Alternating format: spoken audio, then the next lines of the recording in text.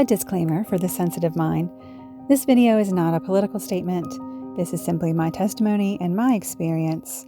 If you can't handle somebody else's opinions and experience in a mature manner, you probably shouldn't watch this video. I don't mind what anyone else chooses to eat. I think that every human being has a right to choose what they want. No one should control it. And I hope and pray that you are all choosing to treat your body with love and care and do the best that you can for you. Good morning. Welcome back. This is The Boring Country Life. I'm Jessie, and this is going to be bad video day number 2. And the subject today I'm going to talk about is why I am a vegetarian, don't eat meat, and don't consume dairy, and how my life changed before and after becoming a Christian related to health and diet. To begin with, I do not consider myself an example for anyone. I would rather everyone have a different experience than myself, other than wanting to improve their own health. I still consider myself on the journey of self-improvement. It will be a journey that I don't end, that I'll be on until we leave this planet.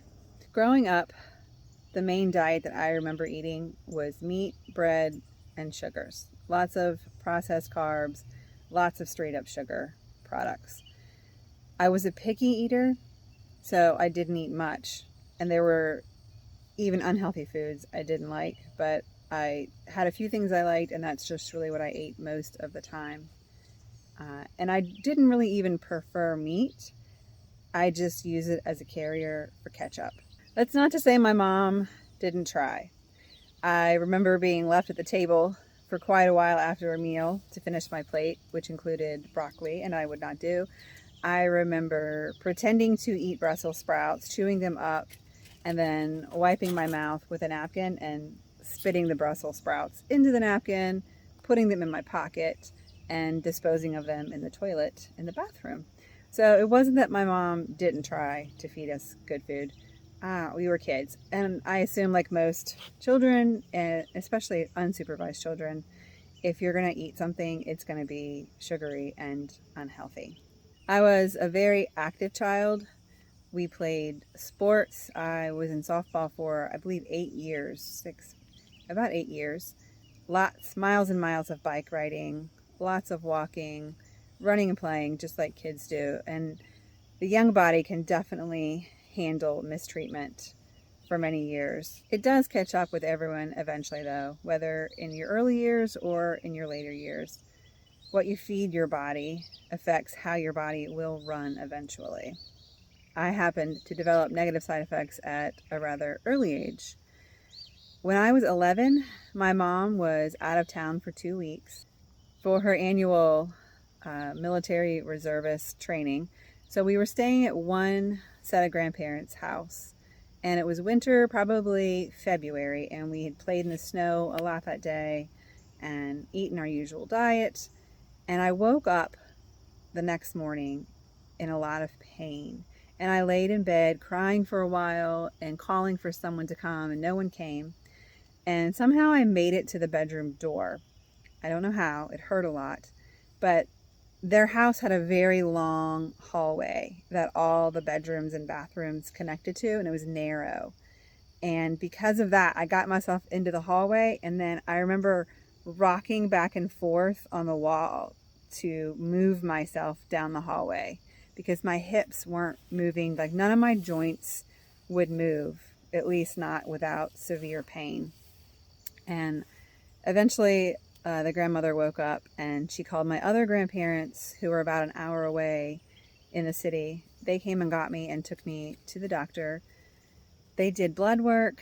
They asked my grandma lots of questions and me lots of questions, probably inappropriate questions for an 11-year-old, but they were trying to narrow down what was probably wrong with me. And what they came to was the blood count that I had wasn't quite high enough to diagnose it officially, but they said I had some kind of arthritis. I think it was rheumatoid arthritis, but I don't remember because I was 11 years old. I just know I was in a lot of pain. I think the pain subsided for a while. It wasn't continual. It must have been just like a one-time flare-up. But by the time I was going into high school years, 15, 16, 17, 18, I was in a lot of pain every morning. I couldn't hold a toothbrush because I couldn't close my fingers. So to hold a brush to comb my hair, to hold a toothbrush to brush my teeth, it was excruciating pain just to close my fingers to do that. My hips hurt a lot. I had a limp in the morning, which would work itself off in a way during the day, but it was painful to walk in the morning, and I kind of had to limp because, especially my right hip, it just didn't want to bend the right way. And that went on for lots of years. My diet continued to be bad as a teenager, eating, frosting from cakes, like from the tub, eating lots of cookies and cookie dough, and I didn't eat vegetables. You couldn't make me. I wouldn't even put tomato sauce on pasta. I would eat potatoes and green beans. That was the extent. If we had a holiday meal with family, I would eat potatoes, green beans, whatever meat was there with ketchup, because what I really wanted was the ketchup, not the meat so much. But we would have anything from venison to beef, chicken, pork, fish. A lot of it, the venison and fish were caught fresh or killed fresh, but that was the main American diet. I mean, that's what everyone has, right? What American goes without meat in their meals? So 2-3 meals a day, people eat meat, and that's what our family did.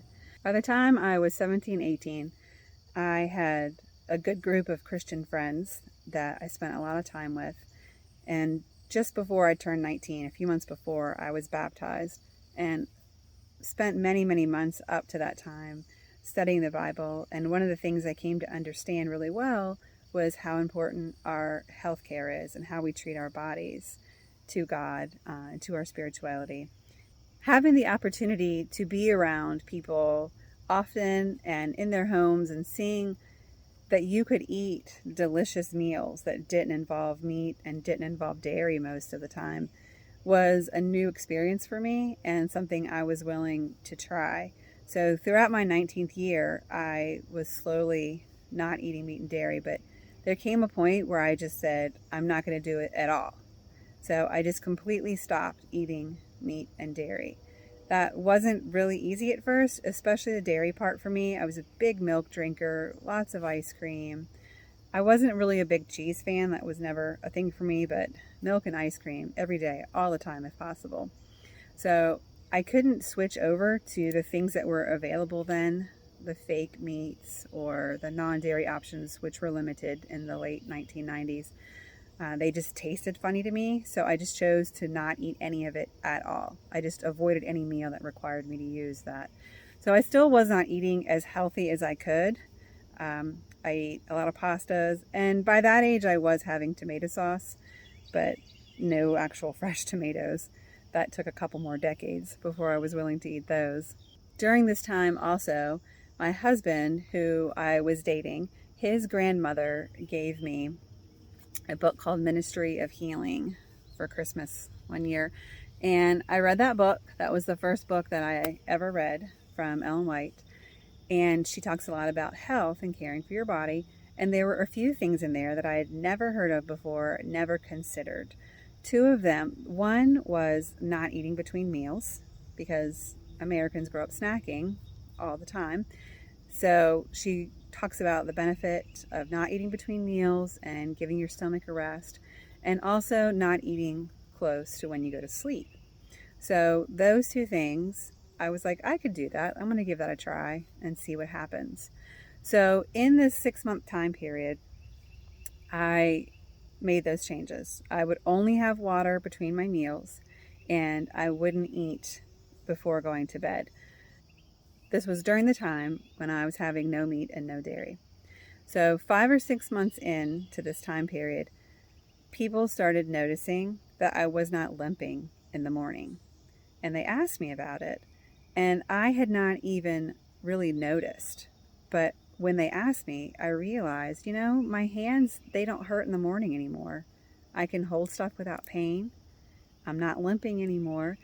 And it hadn't even occurred to me that that was going to be a result of changing my diet. The thing about having the standard American diet is it's pretty easy to hide it during your youth if you're active. And because I played sports and because I was on my feet a lot, you really couldn't tell from the outside that my diet was horrific. I did have really bad acne in my teens, but by the time I turned 18, I had my first pretty sedentary job, 40 hours a week, working in a bank. And I was eating really often, and I started to put on a lot of weight.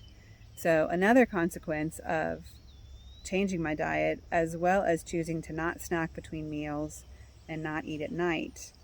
Keep in mind, I still wasn't eating very healthy. I was still having a lot of sugar and probably still eating too much. But just those changes, in about a 6 to 8 month period, I lost between 40 and 50 pounds. Still not really exercising, still sitting most of the time for my job, because after the bank, I worked at a mortgage company and I was still sitting pretty often. In the half a year to a year before I was married, my arthritis pains all went away and I was no longer overweight. But once we were married and we were in our own home and we felt like grown-ups and no one could tell us what to do anymore, even though I don't know that anyone has ever been able to tell me what to do. Since I was a child, I've been pretty stubborn.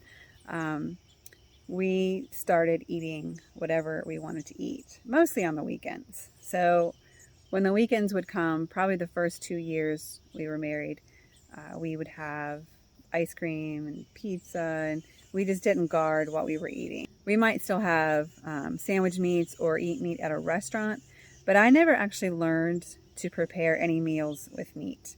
When I was living at home with my parents, they cooked any meals with meat. I would make desserts or breakfast meals, but the only thing I really ever prepared after we were married was if we would have sandwich meat. And even then, a lot of times we would have the fake replacement meats they had back then. But if we went to a restaurant, we might have something with meat. But I was never a huge meat eater. It wasn't something that I needed to live. I know that some people just can't imagine a meal without meat, and I was never like that. But dairy was a harder thing to say no to, but I think mostly because of the sugar that was in it.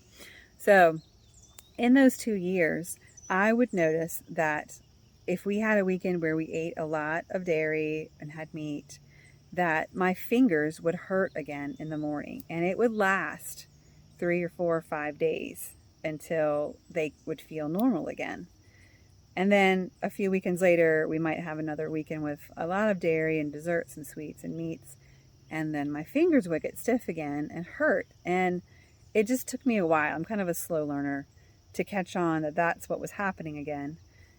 So at that point, to get away from the pain and just to feel healthier, we chose to do no meat, no dairy, no eggs. What you might call vegan, but it's not really vegan because we still had honey and we weren't doing it to save the animals of the world. We were doing it for our health. And that lasted for about 5 years until we eventually got chickens to raise and have eggs from them. But it would have been a total of probably 15 years, maybe a little longer, 15, 17 years, with no meat and no dairy. And I never had any issues with my joints, nothing. Even if we would go on vacation, it was usually somewhere with a kitchen, we could prepare our own foods, and so that wasn't a struggle. In our late 30s, we took, on 2 different occasions, we went on long vacations where there was no kitchen, where we could prepare our own foods, and we were dependent on someone else that was cooking the food. And during those times, it was more convenient to not worry about if there was dairy in the food. It was pretty easy to avoid meat and still have good meals, but avoiding dairy wasn't as easy. And when we would get back from those trips that were anywhere from 10 to 12 or 14 days, I started noticing that when I would sit down to cross stitch at night, and I have a big kind of loom, and so I can cross stitch with 2 hands, and I noticed that I couldn't grab the needle the right way. Like my fingers weren't working. I couldn't aim for the holes. Like I thought there was something wrong and I'd forgotten how to cross stitch. It literally took me a week until my fingers got better again for me to realize, oh, I did not eat very well when we were on vacation, and the arthritis in my fingers came back. So, like I said, I'm hard-headed and I'm forgetful. So I have to record these things and write them down for other people. And when I do hear of other people having joint pains, it calls my experience to mind, and I'm happy to share with them that if they would give it a month or so, meat and dairy free, they might see an improvement. But everyone's health conditions are different, their causes are different. Not everyone has the same reaction to meat and dairy. Who knows what damage my gut has that might cause some of that. I do know that the majority of humans are allergic to dairy. It just shows itself in different forms, whether it's really bad sinus congestion or constipation or irritable bowel. But dairy, wasn't meant for humans to consume, not long term anyway, because we're not baby cows. Pain is the simple reason why I choose not to have meat and dairy. I had it often enough. The correlation made sense to me after many years of trial that I realized if I just didn't eat those things, then I didn't hurt. And it's easy when you go for a long time without the pain to forget what caused it.